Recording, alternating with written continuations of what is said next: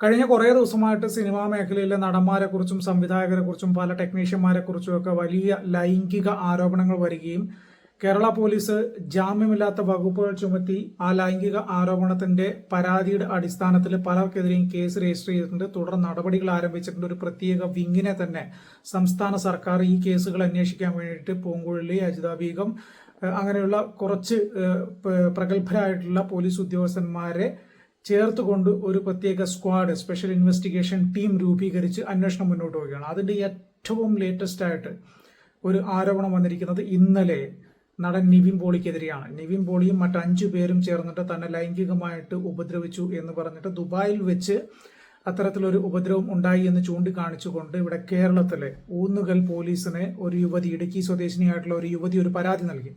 ആ പരാതിയുടെ അടിസ്ഥാനത്തിൽ ജാമ്യമില്ലാത്ത വകുപ്പുകൾ ചുമത്തി ഇവർക്ക് 6 പേർക്കെതിരെ, അതിൽ 6ാമത്തെ പ്രതിയാണ് നടൻ നിവിൻ പോളി, 6 പേർക്കെതിരെ പോലീസ് കേസെടുത്തു. 6 പേർക്കെതിരെ പോലീസ് കേസെടുക്കുകയും ആ വാർത്ത പടർന്നതിന്റെ തൊട്ടു പിന്നാലെ രാത്രി 9 മണിക്ക് മാധ്യമങ്ങളെ വിളിച്ച് നിവിൻ പോളി ഒരു പ്രസ് മീറ്റ് നടത്തി.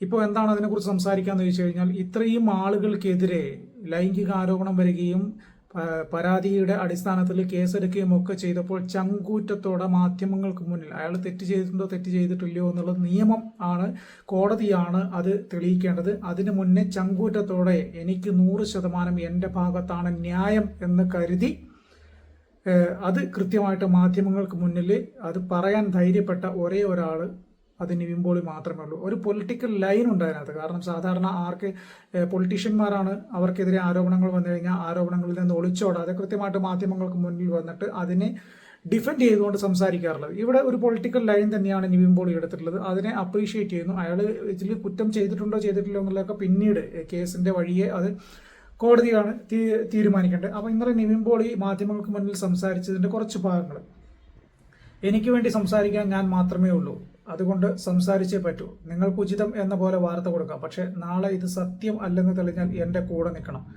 ഞാൻ ഇങ്ങനെ ഒന്നും ചെയ്തിട്ടില്ല എന്ന് 100% ഉറപ്പുള്ളത് കൊണ്ടാണ് ഞാൻ ഇപ്പോൾ തന്നെ പ്രസ് മീറ്റ് വെച്ചത്.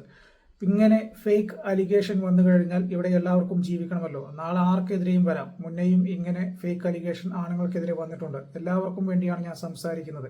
ഇതിനു വേണ്ടി ഏതറ്റം വരെയും പോകും. യെസ്, അതാണ് നിവിൻ പോളിയുടെ ലൈൻ. അദ്ദേഹത്തിന്റെ സ്റ്റേറ്റ്മെന്റ് അതാണ്. ഏതറ്റം വരെയും ഞാൻ പോകും. ഇങ്ങനെ അലിഗേഷൻസ് നേരിടേണ്ടി വരുന്ന ആളുകൾക്ക് വേണ്ടി സംസാരിക്കാനും ഒരാളുണ്ടാകണോ എന്നുള്ളത്. പലപ്പോഴും പലരും പറഞ്ഞു കേട്ടുള്ളൊരു സാധനമാണ്, സ്ത്രീകൾ എന്ത് വിചാരിച്ചു കഴിഞ്ഞാലും ഒരാളെ കരിവാരിത്തേക്കാം, ഒരു 10-14 ദിവസത്തേക്ക് അയാളെ റിമാൻഡിലാക്കാനുള്ളത്. ഒരു സ്ത്രീയുടെ നാവിൻ തുമ്പിൽ നിന്ന് ലൈംഗിക ആരോപണം അല്ലെങ്കിൽ അവരെ മാനസികമായിട്ടും ശാരീരികമായിട്ടും ഉപദ്രവിച്ചു എന്നൊരു പരാതി ഒരു പോലീസ് സ്റ്റേഷനിലേക്ക് പോയി കഴിഞ്ഞാൽ സ്വാഭാവികമായിട്ടും അതിൽ നടപടി ഉണ്ടാവും, കേസുണ്ടാവും, ജാമ്യമില്ലാത്ത വകുപ്പുകൾ ചുമത്തി കേസാവും. അവർക്ക് ഒരു പക്ഷേ ഒരു 14 ദിവസത്തേക്ക് അകത്ത് കിടക്കേണ്ടി വരും. അങ്ങനെ സ്ത്രീകൾ പല രീതിയിലുള്ള അലിഗേഷൻസ് നടത്തുന്നത് കൊണ്ട്, അതെല്ലാം തെറ്റാന്നല്ല പറഞ്ഞ്, അങ്ങനെ നടത്തുന്നത് കൊണ്ട് ആ ആരോപണങ്ങൾ നേരിടേണ്ടി വരുന്ന ആളുകൾക്ക് വേണ്ടി സംസാരിക്കാൻ ഒരാളെങ്കിലും മുന്നോട്ട് വരണം. അങ്ങനെ മുന്നോട്ട് വന്ന ഒരാളാണ് ഞാൻ എന്നാണ്. നിങ്ങൾ മാധ്യമങ്ങൾ ഇന്ന് വാർത്തകൾ കൊടുത്തോളൂ, കുഴപ്പമൊന്നുമില്ല. പക്ഷേ നാളെ ഇത് തെറ്റാണ് എന്ന് തെളിഞ്ഞാൽ അന്ന് എൻ്റെ കൂടെ നിങ്ങൾ നിൽക്കണം എന്നാണ് അദ്ദേഹം മാധ്യമങ്ങളോട് ആവശ്യപ്പെട്ടത്. അദ്ദേഹം നിവിൻ പോളി കൃത്യമായിട്ട് തൻ്റെ സ്റ്റാൻഡ് പറഞ്ഞിട്ടുണ്ട്. ദുബായിൽ വെച്ച് എനിക്ക് ഇവരെ കണ്ടതായിട്ട് ഓർമ്മയില്ല. അവർ പറയുന്ന അവരുടെ കയ്യിൽ ഫോട്ടോ ഉണ്ടെന്ന് പറയുന്നു. പലരും വന്ന് സെൽഫി എടുക്കാറുണ്ട്. അങ്ങനെയുള്ള സെൽഫി ഫോട്ടോ അവരുടെ കയ്യിലുണ്ടെങ്കിൽ ചിലപ്പോൾ അതായിരിക്കും. അതല്ലാതെ അവരുടെ കയ്യിൽ ഫോട്ടോയോ കാര്യങ്ങളോ ഒന്നും ഉണ്ടാകാൻ എൻ്റെ ഓർമ്മയിൽ വഴിയില്ല. ഇങ്ങനെ ഒരു ലൈംഗിക ആരോപണം എനിക്കെതിരെ വരേണ്ട സാഹചര്യമില്ല എന്ന്. അതോടൊപ്പം തന്നെ നിവിൻ പോളി പറഞ്ഞിട്ട് ഏകദേശം ഒരു 1.5 മാസങ്ങൾക്ക് മുമ്പ് ഇത്തരത്തിലൊരു പരാതി സ്റ്റേഷനിൽ വന്നിട്ടുണ്ട് എന്ന് പറഞ്ഞിട്ട് എന്നെ CI വിളിച്ചിരുന്നു. CI വിളിച്ച സമയത്ത് ഞാൻ കൃത്യമായിട്ട് എൻ്റെ കാര്യങ്ങൾ പറഞ്ഞിരുന്നു. എനിക്ക് അവരെ അറിയില്ല, ഞാൻ അവരുമായിട്ട് ബന്ധപ്പെട്ടിട്ടില്ല, അങ്ങനെ ഒരാളെ സംസാരിച്ചതായിട്ടും എനിക്ക് ഓർമ്മയില്ല എന്ന് പറഞ്ഞപ്പോൾ CI തന്നെ എന്നോട് പറഞ്ഞു ഇത് ഒരടിസ്ഥാനമില്ലാത്ത പരാതിയാകാനാണ് സാധ്യത എന്ന് പറയുകയും ചെയ്തു. ഇതിനകത്ത് 2 കാര്യങ്ങളുണ്ട്. 1.5 മാസം മുമ്പ് പരാതി നൽകി എന്നത് ഈ സ്ത്രീ തന്നെ പറയുന്നുണ്ട്. എന്തുകൊണ്ട് ലൈംഗിക ആരോപണം പോലെയുള്ള ഒരു കാര്യം മെൻഷൻ ചെയ്ത് കൊടുത്ത ഒരു പരാതി എന്തുകൊണ്ടാണ് 1.5 മാസം ആയിട്ടും ഈ ഹേമ കമ്മിറ്റി റിപ്പോർട്ട് വന്ന് ഇത്രയും വലിയ കോലാഹലങ്ങൾ ഉണ്ടാകുന്നത് വരെ ഞാൻ കൊടുത്ത പരാതിയിൽ എന്താണ് തുടർ നടപടികൾ ഉണ്ടായത്? ഇനി പോലീസിന്റെ ഭാഗത്ത് നിന്ന് നടപടി ഉണ്ടായില്ല, അതിന് മേളിൽ ഉണ്ടല്ലോ സർക്കാരിലേക്ക് പോവാം. സർക്കാരിൽ നിന്ന് നടപടി ഉണ്ടായില്ലെങ്കിൽ ഡയറക്റ്റ് ആയിട്ട് കോടതിയിലേക്ക് പോവാം. ഈ നാട്ടിലെ നിയമവ്യവസ്ഥയുടെ ഏറ്റവും ഉന്നതമായ സ്ഥാനം എന്ന് പറയുന്നത് കോടതിയാണ്. കോടതിയിൽ നിയമം അവർ കൃത്യമായിട്ട് നടപ്പിലാക്കും എന്ന് വിശ്വസിക്കുന്ന ഓരോ പൗരന്മാരുള്ള നാടാണിത്. എന്തുകൊണ്ട് ഇവർ 1.5 മാസങ്ങൾക്ക് മുമ്പ് കൊടുത്തു എന്ന് പറയുന്ന പരാതിയിൽ നിവിൻ പോളിക്കും മറ്റ് 5 പേർക്കുമെതിരെ പോലീസിന്റെ ഭാഗത്ത് നിന്ന് നടപടി ഉണ്ടായില്ല എങ്കിൽ എന്തുകൊണ്ട് ഇവർ അന്ന് കോടതിയിൽ പോയില്ല എന്നതാണ് എന്റെ ചോദ്യം. എന്തുകൊണ്ട് അതിന്റെ തുടർ നടപടികളിലേക്ക് പോയില്ല?